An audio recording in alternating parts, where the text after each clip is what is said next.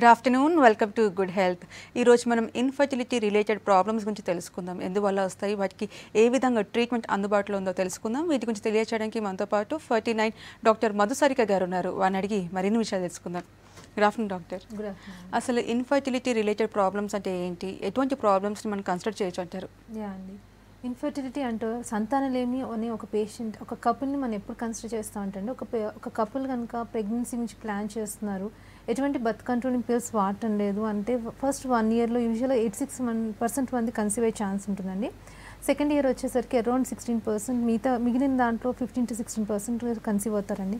Third year కూడా వచ్చింది, వాళ్ళు కన్సీవ్ అవ్వడానికి ట్రై చేస్తున్నారు అంటే ఎటువంటి ప్రాబ్లం లేదు అని డాక్టర్స్గా డయాగ్నోస్ చేశారు అంటే వాళ్ళని అప్పుడు డీటెయిల్గా స్టడీ చేయాల్సిన అవసరం ఉంటుందండి. కొన్ని డీటెయిల్ ఇన్వెస్టిగేషన్స్ ఉంటాయండి. అంటే వైఫ్ రిలేటెడ్ వచ్చేసి స్కాన్ ఒకటి, ట్యూబ్స్ ఎలా ఉన్నాయి అండ్ పీసీఓ ప్రాబ్లమ్ ఉన్నాయా, ఇవంటివన్నీ చూసుకోవాలండి. ట్యూబ్స్ చాలా ఇంపార్టెంట్ అండి ప్రెగ్నెన్సీకి. ఇవన్నీ చూసుకొని హస్బెండ్ సెమెన్ అనాలిసిస్ అనే బేసిక్ స్టడీ చూడాల్సిన అవసరం ఉంటుందండి. సో ఇన్ఫర్టిలిటీకి చాలా రీజన్స్ ఉంటాయండి. దీంట్లో మన ఏంటి పేషెంట్ దేని కిందకు వస్తారు అని కన్సిడర్ చేయడం జరుగుతుందండి. సో ఇందాక చెప్పారు ఫెలోపియన్ ట్యూబ్స్ అనేది చాలా ఇంపార్టెంట్ ప్రెగ్నెన్సీ రావడానికి. సో వాటి పర్పస్ గురించి చెప్పండి. అండి, ఫెలోపియన్ ట్యూబ్స్ అనేవి చాలా ఇంపార్టెంట్ అండి ప్రెగ్నెన్సీకి. న్యాచురల్గా పేషెంట్ ట్రై చేసినప్పుడైనా లేకపోతే మనం చిన్న మెథడ్స్ లైక్ ఐవీఎల్ లాంటి మెథడ్ ట్రై చేసినప్పుడు కూడా ఫెలోపియన్ ట్యూబ్స్ ఓపెన్ ఉన్నాయా లేదా అనేది చాలా ఇంపార్టెంట్ చూసుకోవడం జరుగుతుందండి. ఈ ట్యూబ్స్ అనేది ప్రాముఖ్యత ఏంటంటే అండి, ఫెర్టిలైజేషన్ అంటే ఎగ్ అండ్ స్పర్మ్ కలిసే ఫస్ట్ ప్లేస్ సైట్ వచ్చేసి ఫెలోపియన్ ట్యూబ్స్ అండి. సో ఫెర్టిలైజేషన్ అన్నది న్యాచురల్గా జరిగేది ఫెలోపియన్ ట్యూబ్స్లో కాబట్టి ఐఏ అన్న మెథడ్లో కూడా మనము స్పర్మ్స్ అన్నది ఫెలోపియన్ ట్యూబ్స్ దగ్గర వేయడం జరుగుతుందండి. సో ఈ న్యాచురల్ ప్రాసెస్ కానీ ఐఏలో కానీ ఫెలోపియన్ ట్యూబ్స్ అనేది ఓపెన్ ఉందా లేదా అని చూసుకోవడం చాలా ఇంపార్టెంట్ అండి. ఎప్పుడైతే ఈ ట్యూబ్స్ బ్లాక్ ఉంటాయో న్యాచురల్ ప్రాసెస్ కానీ ఐఏలో కానీ పేషెంట్కి ప్రెగ్నెన్సీ రావడం కష్టం అండి. అప్పుడు మన అసిస్టెంట్ మెథడ్స్ అడ్వైజ్ చేయడం జరుగుతుందండి. సో ఎందువల్ల బ్లాక్ అవుతాయి అంటారు? జనరల్గా అవి ఓపెన్గా ఉండవా, కొంతమందిలో బ్లాక్ అయి ఉంటాయా? అసలు ఎందువల్ల బ్లాక్ అవుతుంది? ఫెలోపియన్ ట్యూబ్స్ బ్లాక్ అంటే కారణాలు చాలా ఉంటాయండి. ఫస్ట్ మోస్ట్ కామన్ వచ్చేసి పెల్విక్ ఇన్ఫ్లమేటరీ డిసీజ్ అంటారండి. దీంట్లో లేడీస్ యూజువల్గా వైట్ డిశ్చార్జ్ ప్రాబ్లం ఉన్నప్పుడు యాంటీబయాటిక్ కోర్స్ ఇర్రెగ్యులర్ వాడడం మూలంగా ఫెలోపియన్ ఇన్ఫెక్షన్ ఇర్రెగ్యులర్ ట్రీట్మెంట్ మూలన సరిగ్గా సబ్సైడ్ అవ్వకపోతే పైకి స్ప్రెడ్ అయ్యి ట్యూబ్స్ బ్లాక్ అయ్యే ఛాన్స్ ఉంటుందండి. ఇంకోటి వచ్చేసి పేషెంట్కి ఏమైనా చైల్డ్హుడ్లో ఏమైనా అక్యూట్ అపెండిసైటిస్ లాంటివి ఏమైనా ఎమర్జెన్సీ కండిషన్స్లో అబ్డోమిన్ మీద ఏమైనా సర్జరీ అయ్యిందా అని మనము హిస్టరీలో తీసుకోవడం జరుగుతుందండి. ఇలాంటప్పుడు ఏమైనా పక్కన ఉన్న ట్యూబ్స్ ఏమైనా బ్లాక్ అయ్యాయన్నది కూడా మనం హిస్టరీ ద్వారా కనుక్కొని పేషెంట్కి ఇన్వెస్టిగేట్ చేయడం జరుగుతుందండి. ఏమైనా స్కాన్లో మనకి ఏమైనా ఫైబ్రాయిడ్ లాంటివి ఏమైనా ఉన్నాయా అంటే ఫైబ్రాయిడ్స్ అనేది ఒకవేళ కార్నియల్ ఎండ్ ఆఫ్ ద యూట్రస్లో అంటే యూట్రస్లో ఫెలోపియన్ ట్యూబ్స్ అటాచ్ అయ్యే సైట్ని కార్నియల్ ఎండ్ అంటారండి. ఈ ప్లేస్లో కనుక ఫైబ్రాయిడ్స్ ఉంటే కనుక ఇలాంటి ఫైబ్రాయిడ్స్ తీయడం మూలన ట్యూబ్స్ ఓపెన్ అయ్యే ఛాన్స్ ఉంటుందండి. సో ఫైబ్రాయిడ్స్ ఏమైనా ట్యూబ్స్ అటాచ్ అయ్యే ప్లేస్లో ఉన్నాయా అని చూసుకోవడం జరుగుతుందండి. ప్లస్ ఏదైనా పేషెంట్కి ఏమైనా previous history of ectopic pregnancy అంటే ట్యూబ్స్లో ప్రెగ్నెన్సీ రావడం మూలన ట్యూబ్స్ ఏమైనా తీసేసారా, ఇలాంటి అన్ని హిస్టరీలో కూడా మనం ఫైండ్ అవుట్ చేయడం జరుగుతుందండి. సో పేషెంట్ హిస్టరీ చాలా ఇంపార్టెంట్ అండి. ఫెలోపియన్ ట్యూబ్స్ బ్లాక్ ఎందువలనగా వచ్చింది అంటే కొంతమంది పేషెంట్స్ అబార్షన్ అయిన తర్వాత యాంటీబయోటిక్ డిఎన్సీ అంటే డైలటేషన్ అండ్ క్యూరేజ్ చేయించుకుంటారండి. దీని తర్వాత యాంటీబయోటిక్ కోర్స్ సరిగ్గా వాడకపోతే కనుక సెప్టిక్ అబార్షన్ కింద కన్సిడర్ అవుతే కనుక ఆ ఇన్ఫెక్షన్ అనేది ఫెలోపియన్ ట్యూబ్స్కి స్ప్రెడ్ అయ్యి బ్లాక్ అయ్యే ఛాన్స్ ఉంటుందండి. సో పేషెంట్ ఒకవేళ హిస్టరీలో ఫస్ట్ మనకు ప్రెగ్నెన్సీ వచ్చింది కదా, ఫెలోపియన్ ట్యూబ్స్ బాగానే ఉన్నాయని కూడా అడిగే ఛాన్స్ ఉంటుందండి. కానీ ఈ ప్రెగ్నెన్సీ తర్వాత ఏమైనా అబార్షన్ అయిందా, దాని తర్వాత వాళ్ళు యాంటీబయాటిక్ కోర్స్ సరిగ్గా తీసుకున్నారు లేదా, ఏమైనా పేషెంట్ ఫీవర్ లాంటి హిస్టరీ అప్పుడు ఏమైనా ఉందని మన హిస్టరీలో తెలుసుకోవడం జరుగుతుందండి. ఇలాంటప్పుడు ట్యూబ్స్ బ్లాక్ అయ్యే ఛాన్స్ ఉంటుంది కాబట్టి వాళ్ళకి ఇన్వెస్టిగేషన్ అడ్వైస్ చేయడం జరుగుతుందండి. పూణే నుంచి కాలర్ ఉన్నారు. హలో హలో నమస్తే అండి. నమస్తే మేడం. చెప్పండి, మీ ప్రాబ్లం చెప్పండి, డాక్టర్ గారు ఉన్నారు. మేడం వచ్చేసి మాకు ఐవీఎఫ్ కన్సీవ్ అయింది మేడం. ఓకే అండి. ఐవీఎఫ్ కన్సీవ్ అయిన తర్వాత ఇప్పుడు వచ్చేసి మాకు మే 26 మాకు ఐవీఎఫ్ జరిగింది మేడం. ఓకే అండి. అయితే కన్సీవ్ అయిన తర్వాత ఇప్పుడు ట్విన్స్ అనేది తెలిసింది మేడం. ఓకే అండి. అందులో వచ్చేసి ఒక బేబీ గ్రోత్ బాగుందని చెప్పి తెలిసింది మేడం. రెండో బేబీ వచ్చేసి కొంచెం వీక్ ఉందని చెప్పి తెలిసింది మేడం. ఓకే అండి. అయితే ఇప్పుడు దాన్ని ఇప్పుడు నెక్స్ట్ వచ్చేసి డాక్టర్స్ ఏం చేయగలుగుతారు మేడం? అంటే ఒక బేబీని అవుట్ చేసి ఇంకొక బేబీని ఉంచగలుగుతారా, లేకుంటే ఏ విధంగా ట్రీట్మెంట్ చేస్తారు? అది చేస్తే ఎన్నో వారం తర్వాత చేస్తారు. ఇప్పుడు వచ్చేసి మాకు అంటే May 26 జరిగింది మేడం. మే 26కి ఎంబ్రో ట్రాన్స్ఫర్ అయిందండి? మేడం మేము ట్రాన్స్ఫర్ వచ్చేసి 26 జరిగింది, 23కి పికప్ జరిగింది, 26 ట్రాన్స్ఫర్ జరిగింది మేడం. ఓకే అండి. అంటే మీకు ఇప్పుడు స్కాన్ చేసి చెప్పండి చెప్పండి మేడం? చెప్పండి. అదే మేడం, అయితే ఇప్పుడు ఏం చేస్తారు డాక్టర్లు అన్నారు, ఒక బేబీ వచ్చేసి మంచిగా ఉంది, ఒక గ్రోత్ బాగుంది, ఇంకొక బేబీ వచ్చేసి వీక్ ఉంది, కాబట్టి ఏం చేస్తారు మేడం? అంటే ఒక బేబీని అవుట్ చేసేసి ఒక బేబీని మనం కంటిన్యూ చేస్తారా, లేకుంటే ఈ చేసే ప్రాసెస్ మరి ఎన్ని రోజుల తర్వాత చేస్తారని తెలుసుకోవాలి. ఇప్పుడు ఎన్ని వీక్స్ అండి? మీకు స్కాన్లో చెప్పారు ఉంటారు కదా, ఎంత వీక్స్ అయిందని చెప్పారు? వీక్స్ అంటే ఇంతే మేడం, మే 26 జరిగింది మేడం, ఇది జరిగింది, ఎంబ్రో ట్రాన్స్ఫర్ జరిగింది. సో 6 వీక్స్ ఉందండి. ఎంత ఉంది ప్రెగ్నెన్సీ? మీకు స్కాన్ చేసినప్పుడు ఎంత ఉందని చెప్పారు? 5 వీక్స్ అన్నారు, ఎంత అని చెప్పారండి మేడం? యాక్చువల్లీ మాకు ఫస్ట్ 8 వీక్స్ మేడం. 8 వీక్స్ ఉందని చెప్పారా? ఓకే అండి. అంటే ఒక దాంట్లో హార్ట్ బీట్ ఉంది, ఇంకో దాంట్లో లేదని చెప్పారండి. ఏం చెప్పారు కరెక్ట్గా? మేడం ఒక దాంట్లో హార్ట్ బీట్ బాగుందని చెప్పాను మేడం, రెండు దాంట్లో హార్ట్ బీట్ లేదు మేడం. అదే అండి, అంటే మనకి ముందు నుంచి అలానే ఉందా, లేకపోతే రెండిట్లో ఒకసారి హార్ట్ బీట్ వచ్చి ఒక దాంతో పోయింది అలా ఏమని చెప్పారా? ఫస్ట్ నుంచి ఫస్ట్ రెండిట్లో హార్ట్ బీట్ వచ్చింది మేడం. తర్వాత వచ్చేసి అయితే మొన్న లాస్ట్ సిటీ స్కాన్ ఇది మన అల్ట్రాసౌండ్ చేసినప్పుడు చెప్పారు మేడం, ఒక బేబీ వచ్చేది బాగుంది గ్రోత్, ఒక బేబీ గ్రోత్ తక్కువ ఉన్నదని చెప్పారు మేడం. ఓకే అండి. ఇది ఆ టైంలో ఉండే మేడం. ఇప్పుడు వచ్చేసి హార్ట్ బీట్ కూడా పోయింది అన్నట్టు ఇంకొక బేబీ. ఓకే అండి. అంటే యూజువల్గా అండి ఎర్లీ ట్రైమిస్టర్లో అండి ఏమైనా జెనెటిక్ ప్రాబ్లమ్ ఉన్న, క్రోమోజోమ్ ఉన్న ప్రాబ్లమ్స్ ఉన్నా కూడా ఇలాంటివి అవుతాయండి. కొన్ని అవే స్పాంటేనియస్గా అబ్జర్వ్ అయిపోయాయి, అంటే బాడీ ఇట్ సెల్ఫ్ అబ్జర్వ్ అయిపోతుంది. అది డిపెండ్స్ అపాన్, అంటే మీ వైఫ్ స్కాన్ డాక్టర్ గారు చూసుంటారు కదా, ముందు స్కాన్ ఇప్పుడు స్కాన్ చూసి తన ప్రోగ్రెషన్ బట్టి, అంటే అప్పుడు ఎలా ఉంది ఇప్పుడు ఎలా ఉంది అని చూసి డిసైడ్ చేయడం జరుగుతుందండి. అంటే ఇలా క్వశ్చన్స్ తోటి మనము బేసిక్గా తన ప్రీవియస్ రిపోర్ట్ ఎలా ఉంది ఇప్పుడు ఎలా ఉంది కూడా చూసుకోవడం జరుగుతుంది. అండ్ ముందు స్కాన్లో మీరు చెప్పడం బట్టి హార్ట్ బీట్ వచ్చింది ఇప్పుడు లేదు అంటున్నారు. సో ఎర్లీ ట్రైమిస్టర్ ప్రెగ్నెన్సీలో అయితే చాలా మట్టుకు 90% అవే రిజాల్వ్ అయిపోతాయండి. అండ్ ఒకటే సింగిల్ ప్రెగ్నెన్సీ లాగా కంటిన్యూ అయ్యే ఛాన్స్ ఉంటుంది. సో తన రిపోర్ట్స్ బట్టే చెప్పడం జరుగుతుందండి. 90% అయితే అది రిజాల్వ్ అయిపోయి ఆ సింగిల్ ప్రెగ్నెన్సీ కంటిన్యూ అయ్యే ఛాన్స్ చాలా వరకు ఉంటుందండి. నెక్స్ట్ కాల్ తీసుకుందాము. హలో హలో మేడం, చెప్పండి. మీ ప్రాబ్లం చెప్పండి, డాక్టర్ గారు ఉన్నారు. మాకు సిస్ట్ ప్రాబ్లం ఉందండి. చెప్పండి అమ్మా. నాకు కొంచెం సిస్ట్ ప్రాబ్లం ఉందండి. Polycystic cyst of both ovaries అని ఉంది. 3 months కోర్స్ వాడమన్నారు. ఓకేమా. 3 months కోర్స్ వాడమన్నారు. వాడాను. అప్పటి నుంచి కొంచెం ఓవర్ బ్లీడింగ్ అవుతుంది బాగా. ఓకే. అప్పుడు ఆ సిస్ట్ తగ్గుతుందా మేడం? ఏదైనా ప్రాబ్లమా లేకుంటే ఏదైనా ఉంటుందా? సిస్ట్ ప్రాబ్లం అంటే ఏం సిస్ట్ అని చెప్పారమ్మా? టైప్ ఆఫ్ సిస్ట్ ఉంటుంది. సింపుల్ సిస్ట్ అని చెప్పారా? స్కాన్లో ఏం చెప్పారన్నది చాలా ఇంపార్టెంట్ అమ్మా. సైజ్ ఎంత చెప్పారు సిస్ట్? ఏంటి మేడం? సైజ్ అమ్మా, సైజ్ ఎంత చెప్పారు సిస్ట్ది? 3.4 అని అట్లా చెప్పారు మేడం. ఓకే. మీరు మ్యారీడా అన్మ్యారీడా అమ్మా? Married madam. 1 year అయింది మ్యారేజ్ అయ్యి. ఓకే. మీరు 3 months నుంచి ట్రీట్మెంట్ తీసుకుంటున్నా అంటున్నారు కదా, సిస్ట్ తగ్గిందని చూపించుకున్నారా? ఇప్పుడు కాదు మేడం, మ్యారేజ్ అయిన 5th month చూపించుకున్నాను. అప్పుడు సిస్ట్ ప్రాబ్లం అని చెప్పారు. అప్పుడు మెడిసిన్ వాడిన దగ్గర నుంచి పీరియడ్స్ మంత్లీ రాకుండా 1 month అట్లా గ్యాప్ ఉంటుంది. ఓకే అమ్మా. ఓకే. తర్వాత ఏమో మేడం, ఇప్పుడు మొన్న లాస్ట్ మంత్ పీరియడ్స్ వచ్చినా అప్పుడు కొంచెం బాగా ఓవర్ బ్లీడింగ్ అయింది. ఓకే అమ్మా. మీకు లాస్ట్ మంత్కి ఇప్పటికి డేట్ కరెక్ట్గా వచ్చిందా లేకపోతే డిలే అయిందా ఏమన్నా? లాస్ట్ మంత్ కరెక్ట్ గా రాలేదు మేడం. ఈ మంత్ ఎప్పుడైతే 20కి వస్తుంది, మ్యారేజ్ కాకముందు పీరియడ్స్ కరెక్ట్ గా వస్తాయి. మరి ఇప్పుడే రావట్లేదు మ్యారేజ్ అయ్యాక. ఓకే అమ్మా. మీరు డీటెయిల్గా ఒకసారి స్కాన్ చేయించుకోండి అమ్మా. మీరు మీరు చెప్పే హిస్టరీ కూడా 1 month బ్యాక్ రిపోర్ట్స్ బట్టి చెప్తున్నారు. 1 year బ్యాక్ రిపోర్ట్స్ బట్టి చెప్తున్నారు.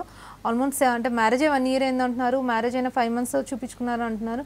అంటే almost 7 months back scan report చెప్తున్నారు. దాని తర్వాత మీరు ట్రీట్మెంట్ కూడా తీసుకున్నాను అంటున్నారు 3 months వరకు. సో ఒకసారి మీరు స్కాన్ చేయించుకోండి, సిస్ట్ తగ్గిందా లేదో చూపించుకోండి. సిస్ట్ సైజ్ ఇంక్రీజ్ అయిందా డిక్రీజ్ అయిందా, అదేమైనా పీసీఓ ప్రాబ్లమ్ చూపించుకోండి అమ్మా. అండ్ పీరియడ్స్ కూడా ఇర్రెగ్యులర్గా ఉంది అంటున్నారు. ఏమైనా హార్మోనల్ ప్రాబ్లమ్ ఉందా, ఒకసారి TSH, FSH, LH అన్న హార్మోన్స్ ఉంటాయండి. ఇవి చేయించుకున్నాక డిసైడ్ చేసుకుంటే బెటర్ అండి. డాక్టర్ గారు, ట్యూబ్స్ బ్లాక్ అయినప్పుడు ఎటువంటి సిమ్టమ్స్ కనిపిస్తాయి? అసలు ఎక్స్టీరియర్గా సిమ్టమ్స్ ఏమైనా కనిపిస్తాయి అంటారా? ట్యూబ్స్ బ్లాక్ ఉంటే యూజువల్గా ఎటువంటి సిమ్టమ్స్ ఉండవండి. పేషెంట్ మనము ఒక కపుల్ కనుక మనకి ఇన్ఫర్టిలిటీ కంప్లైంట్తో వచ్చినప్పుడు వాళ్ళ హిస్టరీ తీసుకున్నప్పుడు మనం రొటీన్ ఇన్వెస్టిగేషన్స్తో ట్యూబ్స్ ఎలా ఉన్నాయని చెక్ చేయడం జరుగుతుందండి. అంటే పేషెంట్కి మామూలుగా ఎగ్ పెరగడానికి మందులు ఇచ్చినప్పుడు ఎగ్స్ బాగానే పెరుగుతున్నాయి, స్కాన్లో బాగానే రిలీజ్ అవుతున్నాయి, అండ్ స్పర్మ్ క్వాలిటీ కూడా బాగానే ఉంది, గర్భసంచి లోపల పొర అంటే ఎండోమెట్రియం కూడా బాగానే ఉంది, మంచి ప్యాటర్న్ ట్రిపుల్ లైన్ ప్యాటర్న్ అలా వస్తుంది, అరౌండ్ 8 mm వరకు వస్తుంది, అయినా పేషెంట్ కన్సీవ్ అవ్వట్లేదంటే అప్పుడు ట్యూబ్స్ ఏమైనా ప్రాబ్లం ఉందా అని చూసుకోవాల్సిన అవసరం కంపల్సరీ ఉంటుందండి. సో అలాంటి పేషెంట్స్కి మామూలు యూజువల్గా depending upon they married life కూడా మనం ఈ ట్యూబ్స్ రెగ్యులర్ అనాలిసిస్ కూడా చేయడం జరుగుతుందండి. ఈ ట్యూబ్స్ మనం బేసిక్గా వచ్చేసి HSG అనే టెస్ట్ ఉంటుందండి, ఇది ఒక ఎక్స్రే అనమాట. 7th day of the cycle 8th day of the cycle advice చేయడం జరుగుతుందండి. దీంట్లో బేసిక్గా మనకి ఫెలోపియన్ ట్యూబ్స్ ఓపెన్ ఉన్నాయా బ్లాక్ ఉందా అన్నది మాత్రం బేసిక్ ఐడియా అయితే వస్తుందండి. హైదరాబాద్ నుంచి కాలర్ ఉన్నారు. హలో హలో మేడం, నా పేరు భవానీ అండి. చెప్పండి, మీ ప్రాబ్లం చెప్పండి, డాక్టర్ గారు ఉన్నారు. మేడం నమస్తే. నమస్కారం. నేను 1 month అవుతుందండి మేడం లాప్రోస్కోపీ చేయించుకొని. ఓకేమ్మా. మళ్ళీ బొడ్డు దగ్గర కొంచెం పెయిన్ వస్తుంది మేడం. ఓకేమ్మా. అంటే ఏమైనా ప్రాబ్లం ఉంటుందా మేడం? దానివల్ల కొంచెం భయం అనిపిస్తుంది మేడం. అది బొడ్డు దగ్గర పెయిన్ అంటే ఆపరేషన్ అయిన ప్లేస్లో అయింది, నొప్పిగా ఉందంటున్నారా? అవును మేడం, కొంచెం బొడ్డుకి కింద అట్లా పెయిన్ వస్తుంది మేడం. యూజువల్గా అయితే ఏం ప్రాబ్లం ఉండదమ్మా, ఏమైనా అసిడిటీ ప్రాబ్లం ఉందేమో చూపించుకోండి, దాని రిలేటెడ్ ట్రీట్మెంట్ తీసుకోండమ్మా. లాప్రోస్కోపీ ద్వారా అలాంటి ప్రాబ్లం అయితే యూజువల్గా రాదండి. సో డాక్టర్ గారు, ట్యూబ్స్ బ్లాక్ ఉన్నప్పుడు ట్రీట్మెంట్ ఏ విధంగా ఉంటుంది? సర్జరీ ఇంక్లూడ్ అవుతుందా లేదా? యా అండి, ఇందాక చెప్పాను కదండి, యూజువల్గా బేసిక్ స్టడీ వచ్చేసి 7th day ఆఫ్ ద సైకిల్లో మనము HSG అనేది అడ్వైస్ చేయడం జరుగుతుందండి. దీంట్లో కనుక ఒకవేళ ట్యూబ్స్ బ్లాక్ ఉన్నాయని తెలిస్తే కనుక మనం నెక్స్ట్ వచ్చేసి డయాగ్నోస్టిక్ లాప్రోస్కోపీ అడ్వైస్ చేయడం జరుగుతుందండి. ఇలా అండ్ హిస్ట్రోస్కోపీ కూడా చేస్తామండి దాంతోపాటు. ఇది గోల్డ్ స్టాండర్డ్ మెథడ్ అండి. ఒకవేళ కనుక మనము ఒక పేషెంట్కి స్కాన్లో ఫైబ్రాయిడ్స్ మూలన ట్యూబ్స్ బ్లాక్ ఉన్నాయని తెలిసిందనుకోండి, ఈ లాప్రోస్కోపీలో మనము మయోమెక్టమీ ద్వారా అంటే ఫైబ్రాయిడ్ రిమూవల్ ద్వారా ట్యూబ్స్ ఓపెన్ అయ్యే ఛాన్స్ ఉంటుందండి. ప్లస్ ఏదైనా ఫ్లిమ్సీ అడేషన్స్ అంటే ట్యూబ్స్ చుట్టుపక్కల ఉన్న అతుకుల ద్వారా ఫెలోపియన్ ట్యూబ్స్ ఓపెన్ లేవు అంటే మనం ఈ అతుకులను రిలీజ్ చేసే ఛాన్స్ ఉంటుందండి ఫెలోపియన్ ట్యూబ్స్ని. సో లాప్రోస్కోపీ ద్వారా హిస్ట్రోస్కోపీ ద్వారా కొంతవరకు మనము ట్యూబ్స్ బ్లాక్ అయిన వాళ్ళకి కొంతమందికి అరౌండ్ 20 to 30% వాళ్ళకి మనం ట్యూబ్స్ ఓపెన్ చేసే ఛాన్స్ ఉంటుందండి.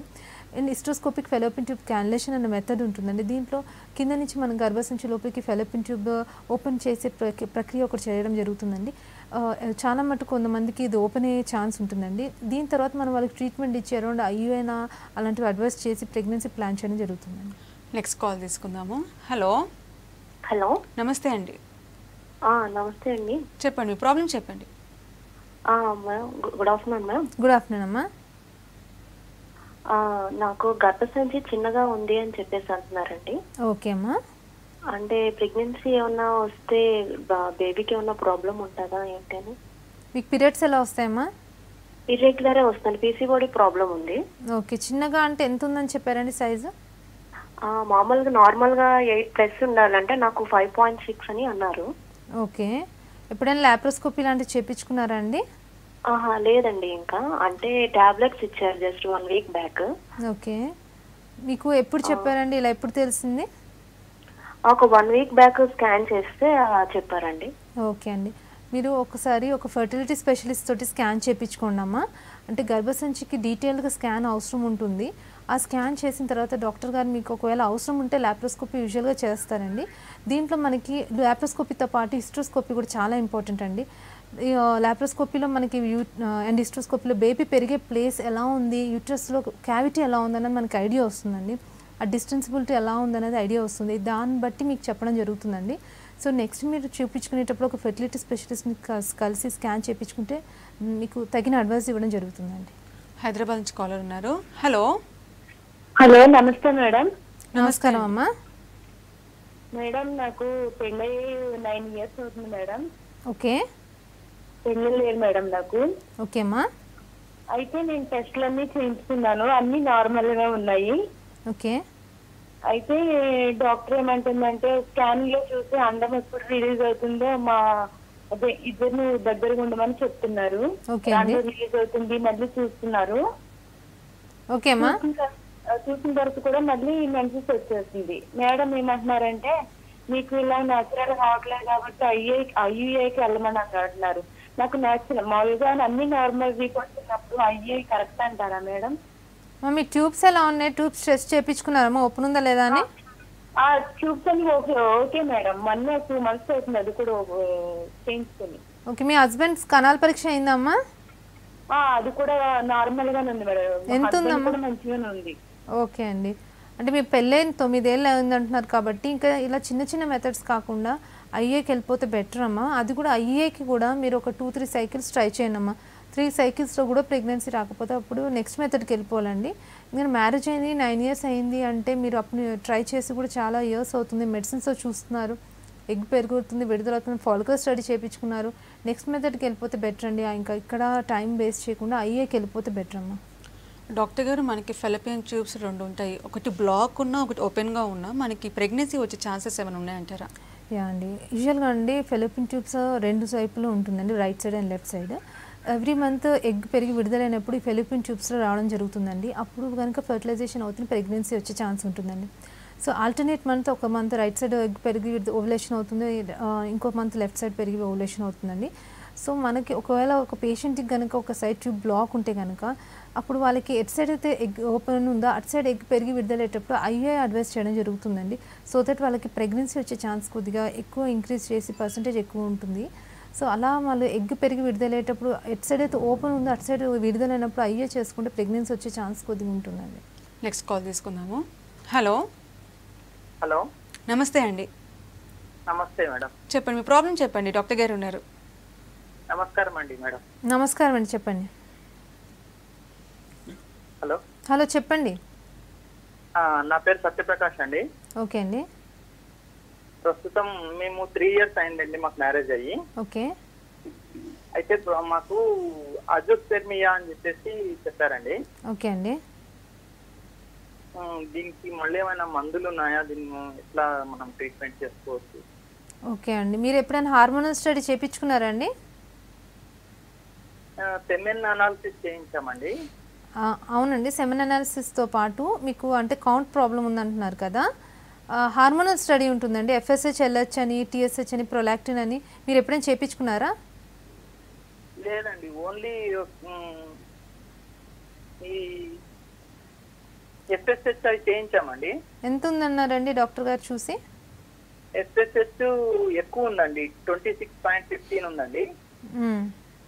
ఎల్హెచ్ 11.32 ఉందండి. ఇవన్నీ ఎప్పుడు రిపోర్ట్స్ అండి?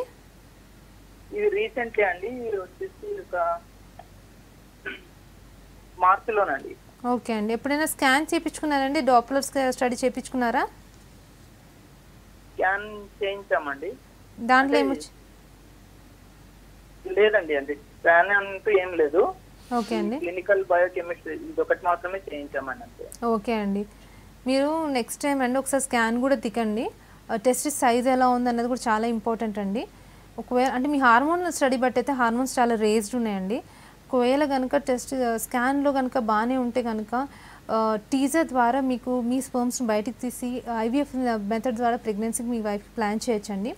అంటే మీ హార్మోనల్ స్టడీ బట్టి మీకు స్కాన్ బట్టి రిపోర్ట్ బట్టి అడ్వైజ్ చేయడం జరుగుతుందండి. టీజీ అంటే టెస్టికులర్ బయాప్సీ అండి. దీంట్లో మనకి స్పర్మ్ ప్రొడక్షన్ ఉన్నా కూడా కొంతమందికి బయట శాంపుల్లో సెమెన్ అనాలిసిస్లో బయటికి రాదండి. అలాంటప్పుడు ఏమైనా ఆబ్స్ట్రక్షన్ ఉంటే వాటిని బయటికి తీసి దాని ద్వారా మీ వైఫ్ ఎగ్స్ని కలిపి ఇక్సీ మెథడ్ తోటి ప్రెగ్నెన్సీ తేవడం జరుగుతుందండి.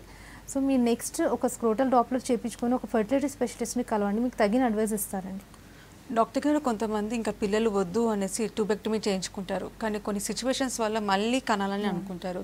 సో ఎనీ మెథడ్ ఉందా మళ్ళీ ట్యూబ్స్ని మళ్ళీ రీఓపెన్ చేసుకోవడానికి? యా అండి, రీకనలైజేషన్ అనే మెథడ్ ఉంటుందండి. కానీ యూజువల్గా రీకనలైజేషన్ తర్వాత ప్రెగ్నెన్సీ అంటే ఎంతవరకు వస్తుంది అనే క్వశ్చన్ చాలా వరకు ఉంటుందండి. ఈ రీకనలైజేషన్ ఒక మెథడ్ చేసేటప్పుడు అంటే యూజువల్గా ప్రీవియస్లీ వాళ్ళు ట్యూబెక్టమీ చేసుకున్నప్పుడు ఎంత లెంత్ ఆఫ్ ద ట్యూబ్ తీసారన్నది చాలా ఇంపార్టెంట్ అండి. ఒకవేళ చాలా ఎక్కువ లెంత్ తీసేస్తే కనుక రీకనలైజేషన్ వల్ల అంత ఉపయోగం ఉండదండి. చాలా చిన్న పార్ట్ తీస్తేనే రీకనలైజేషన్ సక్సెస్ అయ్యే ఛాన్స్ ఉంటుందండి.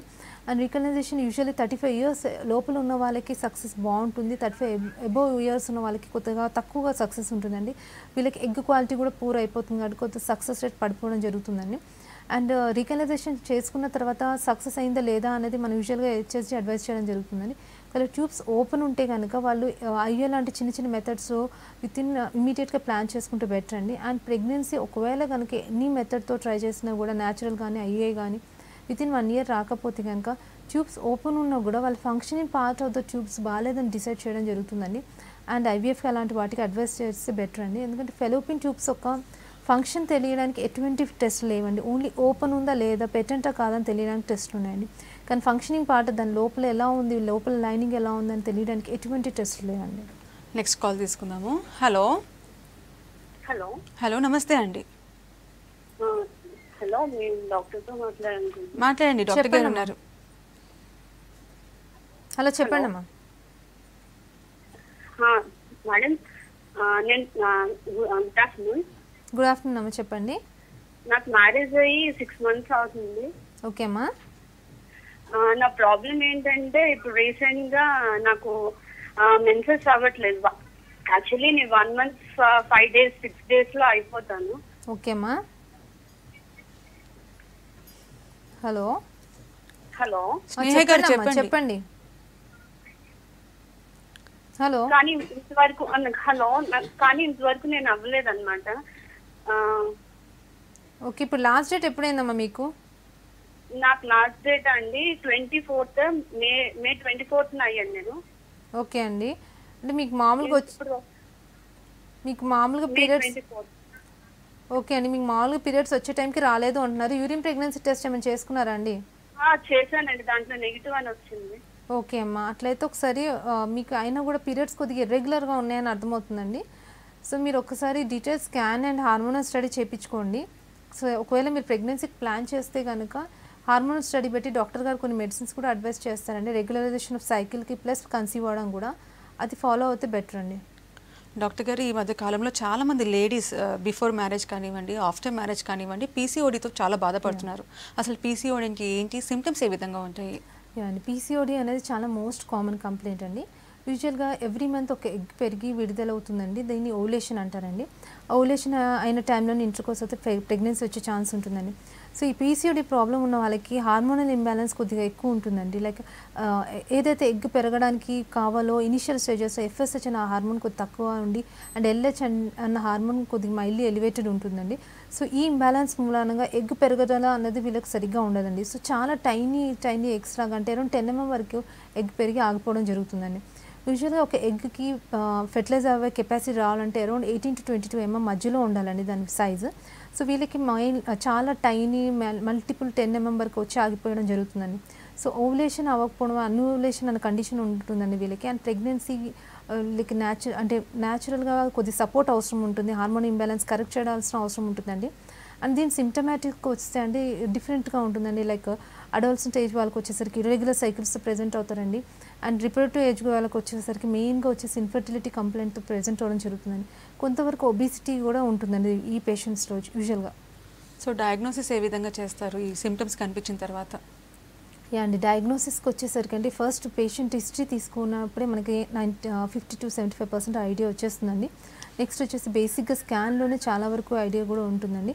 ఈ స్కాన్లో మనకి పీసీఓ ప్యాటర్న్ ఉన్న వాళ్ళకి నెక్లెస్ లైక్ ప్యాటర్న్ అంటే చాలా మల్టిపుల్ టైనీ ఫాలికల్స్ ఉండడం జరుగుతుందండి. అండ్ ఈ ఫాలికల్స్తో పాటు ఓవేరియన్ స్టోమా ఎలా ఉందని కూడా చాలా ఇంపార్టెంట్ అండి.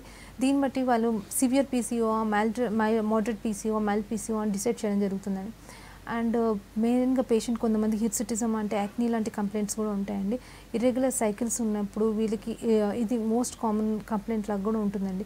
సో ఎంతవరకు కొంతమందికి మనం హార్మోనల్ స్టడీలకి ఇందాక చెప్పాను కదండి, ఎఫ్ఎస్హెచ్, ఎల్హెచ్ అలాంటి హార్మోన్స్ చేసి కూడా డయాగ్నోసిస్ చేయడం జరుగుతుందండి. ఇవన్నీ కోరిలేట్ చేసుకొని మన ఫైనల్ డయాగ్నోసిస్ ఇవ్వడం జరుగుతుందండి. హైదరాబాద్ నుంచి కాలర్ ఉన్నారు. హలో హలో చెప్పండి. నా పేరు సుష్మిత మేడం, నా హైదరాబాద్. ఓకే అండి, మీ ప్రాబ్లం చెప్పండి, డాక్టర్ గారు ఉన్నారు. 1.5 year బ్యాక్ సిజరింగ్ అయిందండి, పాప పుట్టింది. ఓకే అండి.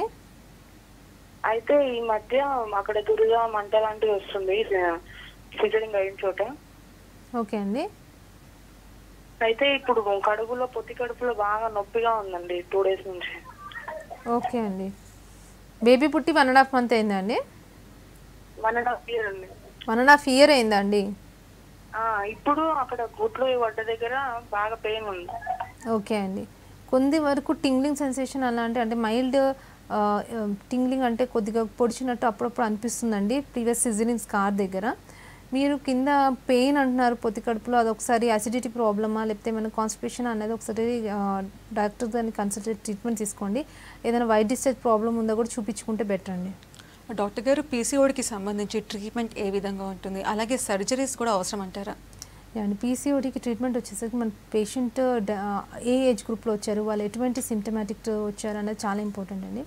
లైక్ అడల్ట్స్ వాళ్ళకి వస్తే వాళ్ళు usual regularization of cycles advise చేయడం జరుగుతుందండి. అండ్ వీళ్ళకి ఒబిసిటీ ఉంటే mild reduction of weight and lifestyle modification, meditation ఇలాంటివి అడ్వైస్ చేయడం జరుగుతుందండి. వెయిట్ రిడక్షన్ ఒక 5% అయినా కూడా ఈ ఒబిసిటీ పేషెంట్స్లో అరౌండ్ 5% వెయిట్ రిడక్షన్ అయినా కూడా స్పాంటేనియస్గా అన్ని రిగ్రెస్ అయ్యి న్యాచురల్గా ఓవులేషన్ అలాంటివి అయ్యే ఛాన్సెస్ ఉంటాయండి. And around reproductive age group వచ్చే వాళ్ళకి మనం ఫస్ట్ వాళ్ళ hormonal study second of the cycle చేయడం జరుగుతుందండి. ఎంత హార్మోనల్ ఇంబ్యాలెన్స్ ఉంది అని చూడడం జరుగుతుందండి. ఒకవేళ హార్మోనల్ ఇంబ్యాలెన్స్ మనం మెడికేషన్తో అడ్జస్ట్ చేసేసి వాళ్ళకి if the patient or planning for conceiving, pregnancy కోసం ప్లాన్ చేస్తున్నారంటే మైల్డ్ ఓలేషన్ ఇండక్షన్ డ్రగ్స్ పెట్టడం జరుగుతుందండి. అండ్ ఫాలిక్యులర్ స్టడీలో వాళ్ళ ఎగ్స్ ఎలా రెస్పాన్స్ అవుతున్నాయి ఈ మందులకి అని చూడడం జరుగుతుందండి. ఒకవేళ పేషెంట్ కనుక స్కాన్ ప్రకారము అండ్ ట్రీట్మెంట్ ప్రకారం రెస్పాండ్ అవటం లేదు మెడిసిన్స్కి అంటే కనుక అప్పుడు మనము వాళ్ళకి సర్జరీ అడ్వైస్ చేయడం జరుగుతుందండి. కానీ అంటిల్ అన్లెస్ ఫస్ట్ మనం మెడికేషన్స్ చూసి వాళ్ళు రెస్పాండ్ అవ్వట్లేదా అంటే అన్ని విధాలుగా చూసుకోవాలండి. లైక్ ఒవేరీ ఎలా ఉంది, దాని థిక్నెస్ ఎలా ఉంది, స్ట్రోమా ఎలా ఉంది, మన మెడిసిన్స్ పెడుతున్న పేషెంట్ రెస్పాండ్ అవుతుందా లేదా, హార్మోనల్ ఇంబ్యాలెన్స్ ఎలా ఉంది, వాళ్ళ అంటే it can be adjusted with medicines, ఇవన్నీ చూసి మనం సర్జరీ అవసరం ఉంటేనే అడ్వైస్ చేయడం జరుగుతుంది. Thank you so much doctor. ఇది ఇవాల్టి good health. Keep watching V6 news.